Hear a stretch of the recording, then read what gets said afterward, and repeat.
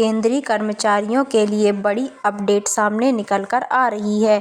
जुलाई में केंद्रीय कर्मचारियों के लिए डीए बढ़ोतरी हुई तय, जारी हुए जरूरी आंकड़े। तो साथियों, आइए आप सभी को इस अपडेट का अध्ययन करवा देते हैं विस्तार से। उससे पहले अभी तक आपने हमारे यूट्यूब चैनल को सब्सक्राइब नहीं किया तो यूट्यूब चैनल को सब्सक्राइब करके बेल आइकन को प्रेस करना ना भूलें, ताकि आप सभी को भी ऐसे ही नए नए अपडेट मिलते रहें। केंद्र सरकार के कर्मचारियों के लिए जुलाई 2025 का महंगाई भत्ता अब लगभग तय माना जा रहा है। हाल ही में जारी हुए उपभोक्ता मूल्य सूचकांक CPI-IW के आंकड़ों ने यह स्पष्ट कर दिया है कि इस बार कर्मचारियों को डीए में अच्छी बढ़ोतरी मिलने जा रही है।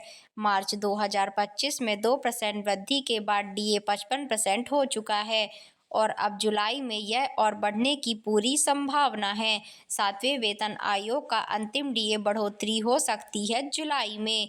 जुलाई 2025 में दिए जाने वाला डीए इसलिए भी खास माना जा रहा है क्योंकि यह 7वें वेतन आयोग से तहत दी जाने वाली अंतिम महंगाई भत्ते की किस्त हो सकती है। 1 जनवरी 2026 से 8वें वेतन आयोग की सिफारिशें लागू होने की संभावना है। ऐसे में जुलाई का डीए मौजूदा वेतन संरचना के तहत आखिरी संशोधन बन सकता है।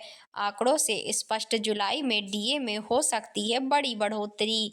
औद्योगिक कामगारों के लिए अखिल भारतीय उपभोक्ता मूल्य सूचकांक AICPI-IW में अप्रैल 2025 में 0.2 अंकों की बढ़ोतरी दर्ज की गई है। जनवरी 2025 में यह सूचकांक 143.2 था, जो अब अप्रैल तक बढ़कर 143.5 हो गया है। यह लगभग दूसरी बार है जब सूचकांक में बढ़ोतरी देखी गई है, जिससे जुलाई डीए के लिए सकारात्मक संकेत मिलते हैं। मई और जून के आंकड़ों ने बढ़ाई 4% डीए की उम्मीद। जनवरी और फरवरी में भले ही सूचकांक में हल्की गिरावट आई थी, लेकिन मई और जून में रिकवरी देखने को मिली है। यदि जून 2025 तक यह ट्रेंड बरकरार रहता है तो जुलाई में डीए में 3% से लेकर 4% तक की बढ़ोतरी की पूरी संभावना बन चुकी है। यह बढ़ोतरी सीधे तौर पर कर्मचारियों के बेसिक सैलरी में इजाफा करेगी और पेंशनर्स को भी डीआर में राहत मिलेगी। CPI-IW आंकड़े कैसे तय करते हैं डीए की दर? श्रम एवं रोजगार मंत्रालय के अधीन श्रम ब्यूरो हर महीने 88 औद्योगिक केंद्रों और 317 बाजारों से खुदरा महंगाई के आंकड़े जुटाकर औद्योगिक श्रमिकों के लिए उपभोक्ता मूल्य सूचकांक जारी करता है। इन्हीं आंकड़ों के आधार पर केंद्र सरकार हर 6 महीने में डीए की नई दरों की घोषणा करती है। सितंबर-अक्टूबर में हो सकता है डीए का आधिकारिक ऐलान। हालांकि जुलाई से डीए बढ़कर लागू हो जाएगा, लेकिन केंद्र सरकार इसी आधिकारिक घोषणा सितंबर या अक्टूबर 2025 में कर सकती है।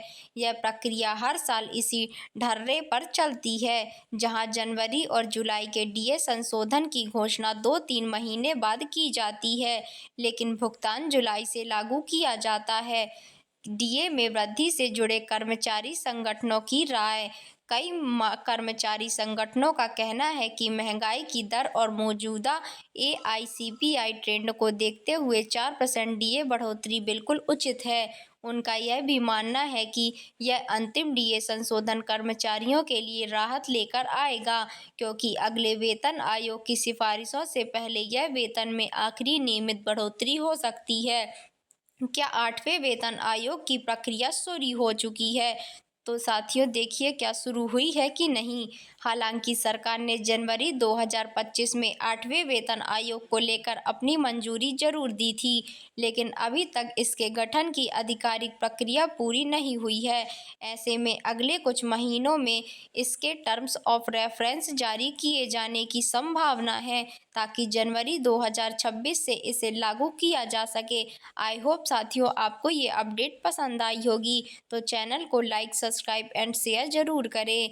मिलते हैं ऐसी ही नई अपडेट के साथ, तब तक के लिए धन्यवाद। Thank you for watching.